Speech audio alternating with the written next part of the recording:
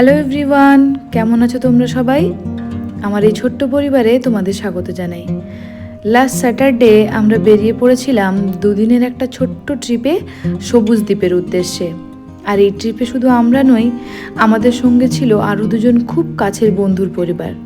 তাই শুরু থেকেই ছিল অনেক আড্ডা, হাসি, ঠাট্টা, মজা আর একসঙ্গে কাটানো দারুণ কিছু মুহূর্ত। তাই আজকের ব্লগে অনেক মজা, আড্ডা আর সুন্দর সুন্দর মুহূর্ত তোমাদের জন্য অপেক্ষা করছে। তাই ভিডিওটা একদম শেষ পর্যন্ত দেখতে ভুলো না। চলো শুরু করা যাক আজকের ব্লগ। ঘুরতে যাওয়ার আগের দিন রাতে আমি ব্যাগ গোছানো শুরু করেছিলাম। প্রথমেই বাচ্চাদের ওয়ার্ড্রপ থেকে জামা কাপড়গুলো বের করে এক জায়গায় রাখলাম। সঙ্গে আমরা যে জামা কাপড়গুলো নেব ওগুলোও নিয়ে গিয়ে ওইখানেই রাখছিলাম। সব কিছু আগে এক জায়গায় রেখে নেব, তারপরে ব্যাগে ভরতে সুবিধে হবে। যেহেতু এটা দুদিনের একটা ছোট্ট ট্রিপ, তাই খুব বেশি কিছু জিনিস নিচ্ছি না, শুধু যেগুলো না নিলেই নয় ওইগুলোই নিচ্ছি। আর বাচ্চা সঙ্গে থাকলে ওর তো একটু জিনিসপত্র বেশি নিতে লাগে, তাই ওরগুলোই একটু বেশি নিলাম। বাকি আমাদের যেগুলো না নিলে একদমই চলবে না ওইগুলোই নিয়েছি। আর এই দেখো, এই ব্যাকপ্যাকগুলোতেই নিয়ে নেব, কারণ বেশি বড় লাগেজ করে তো আর লাভ নেই, ক্যারি করতে অসুবিধে হবে। ব্যাগের মধ্যে এবার সব জিনিসগুলো ভরে নিচ্ছিলাম। আর আমি যেখানে, বাবাইও ওখানে। সারাক্ষণ বলে চলেছে, মাম্মা আমি একটু তোমাকে হেল্প করব, আর আমি হেল্প করতে দিচ্ছি না, তাই জন্য ওই চেয়ারটার মধ্যে বসে গোল গোল ঘুরছে। তাই ওর সঙ্গেই গল্প করতে করতে ব্যাগটাও গুছিয়ে নিলাম।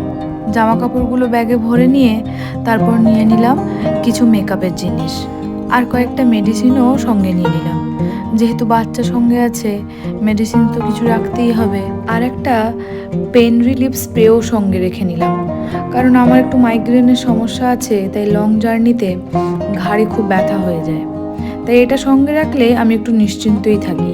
সব কিছু গোছানো হয়ে গেল, শুধু যেগুলো পরের দিন সকালে পরে যাব ওগুলোই সামনে রাখলাম।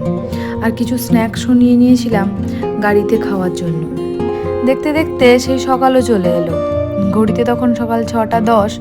সত্যি বলতে আজ আর অ্যালার্ম লাগেনি, এমনিই ঘুম ভেঙে গেছে। রাস্তায় খাওয়ার জন্য কয়েকটা ডিম সেদ্ধ করে ব্যাগে রেখে নিলাম। সব কিছু গুছিয়ে এবার আমিও পুরোপুরি রেডি। চাবিটা নিয়ে দরজায় তালা লাগিয়ে বেরিয়ে পড়লাম আমাদের সবুজ দ্বীপের উদ্দেশ্যে। লাগেজগুলো সব একে একে গাড়ির বুটে তুলে আমরা সবাই গাড়িতে বসে পড়লাম। তারপর শুরু করলাম আমাদের যাত্রা। তবে বাড়ি থেকে বেরিয়ে আমরা কিন্তু একটানা রওনা দিইনি, একটু সামনে একটা জায়গায় দাঁড়ানোর প্ল্যান ছিল, কারণ আমাদের সঙ্গে আরও যারা যাবে ওরাও ওখানে আসবে। একসঙ্গে সবাই মিট করে তারপরেই ওখান থেকে শুরু করেছিলাম আমাদের সবুজ দ্বীপের ছোট্ট সফর।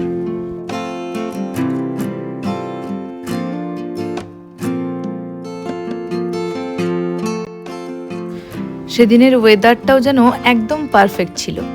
গাড়িতে গান চলছিল আর জানলার বাইরে একের পর এক সুন্দর দৃশ্য। এমন ওয়েদারে লং ড্রাইভের আনন্দটাই যেন একটু আলাদা লাগে, তাই না?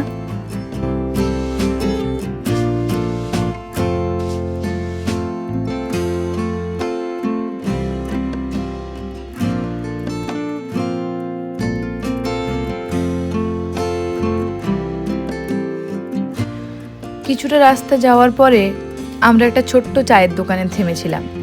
সকালের 1 কাপ গরম চা, একটু গল্প আর সবাই মিলে কিছুটা সময়, তারপর আবার রওনা দেওয়ার পালা।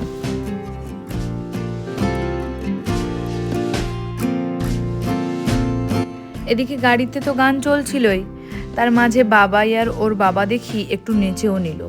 এই ছোট ছোট মুহূর্তগুলোই পরে সবচেয়ে সুন্দর স্মৃতি হয়ে থাকে। ধীরে ধীরে শহরের ভিড় ছেড়ে আমরা ঢুকে পড়লাম গ্রামের রাস্তায়। রাস্তার দুপাশে সবুজ মাঠ, গাছপালা আর একদম শান্ত পরিবেশ। জানলার বাইরে তাকিয়ে থাকতে থাকতেই কখন যে এতটা পথ চলে এসেছি বুঝতেই পারিনি।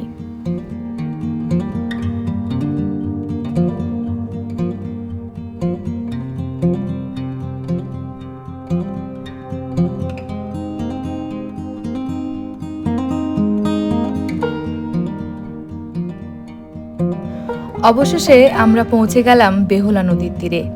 এখান থেকেই মোটর বোটে করে যেতে হয় সবুজ দ্বীপে। সবাই একে একে বোটে উঠে পড়লাম। বোট ছাড়তেই নদীর বুকের ওপর দিয়ে শুরু হলো আমাদের নতুন এক অভিজ্ঞতা। চারিদিকে শান্ত পরিবেশ, নদীর হাওয়া আর সবুজের অপূর্ব সৌন্দর্য সব মিলিয়ে মুহূর্তটা সত্যি অসাধারণ লাগছিল। এই সবুজ দ্বীপ পশ্চিমবঙ্গের হুগলি জেলার বালাগড় ব্লকে অবস্থিত একটি সুন্দর নদী দ্বীপ ও জনপ্রিয় পর্যটন কেন্দ্র। এটি হুগলি নদী ও বেহুলা নদীর সঙ্গমস্থলে অবস্থিত এবং কলকাতা থেকে প্রায় ৭৫ কিলোমিটার দূরে।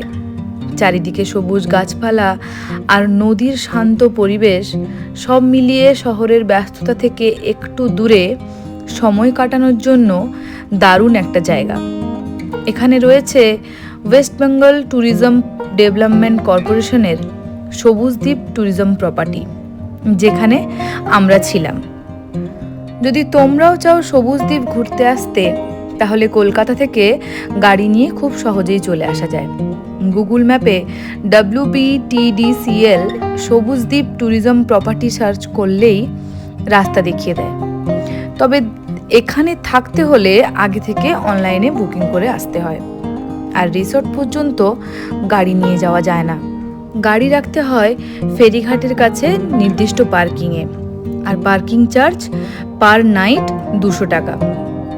এরপর ঘাট থেকে মোটর বোটে করে যেতে হয় সবুজ দ্বীপে। ভালো বিষয় হলো রিসর্টের প্যাকেজের মধ্যেই এই বোট যাতায়াতের খরচা অন্তর্ভুক্ত থাকে।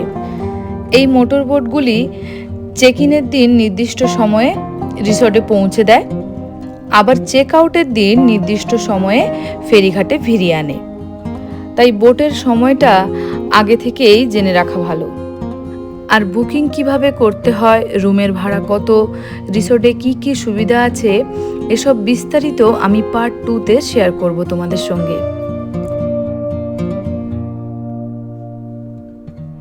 আমরা পৌঁছে গেলাম সবুজ দ্বীপে।